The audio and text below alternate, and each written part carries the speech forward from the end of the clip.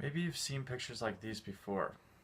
Well, these are from my hometown in Santa Barbara, where I grew up. Over 40 years ago, Santa Barbara experienced an oil spill, and I still see the remnants from that oil spill today. Um, I'm going to be talking about oil spills and how they're detrimental to the environment. I think this is important to all of us because as people placed on this earth, we're required to look after it and really be conscious about what we do to it and pass it on to the next generation. And specifically, I'm going to talk about the environmental damage done by offshore oil drilling, a close up look at the damage done from an oil spill in Santa Barbara, and the economics of offshore drilling. Now, according to Time magazine, there are plenty of potential environmental hazards such as noise, drilling debris, sea bottom disturbance, air emissions, explosives, and oil spills caused by this drilling, all of which impact the planet's environment, aquatic life, and people living near the coast. And also, marine mammals, seabirds, fish, shellfish, and other sea life are extremely vulnerable to this oil pollution, and the long term toxic effects can impair reproductive success for generations. So, this could just wipe out aquatic life completely from the area. And then, according to National Resources Defense Council, in addition to environmental damage from oil spills, just routine operations where they drill up the oil causes a lot of drilling mud that contains toxic metals such as mercury and lead. And those can get into the seafood supply just by the fish and stuff digesting it, and that affects us directly. And then the water that is brought up by these oil wells is actually pretty toxic. It contains benzene, arsenic, lead, and other varying amounts of radioactive pollutants.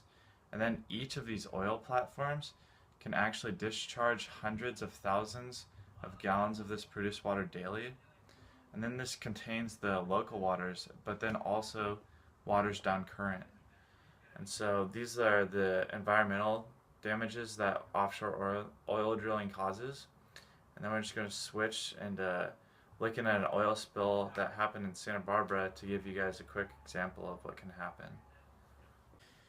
Here are some of the photos from the Santa Barbara oil spill. As you can see, there's tons of oil everywhere and it's affecting all of the aquatic life in the area, but also getting into the water and spreading everywhere along the coast. And this actually sparked a green movement because the town people saw how nasty and disgusting it was and decided to create basically a revolution. The next year, Earth Day was created nationally, and that drew big crowds. President Nixon came to town and said that it is sad that it was necessary that Santa Barbara should be the example that had to bring it to the attention of the American people. So it really got national attention from many people. It serves an example of what can happen if offshore oil drilling keeps on continuing, and it's always a consequence for this.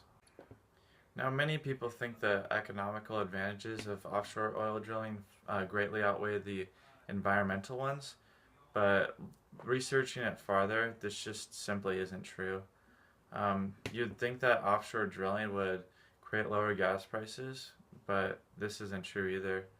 Um, Actually, Santa Barbara, which has a lot of offshore drilling, is actually has the third highest gas prices in the country, and so you can see that it's not really working locally for us.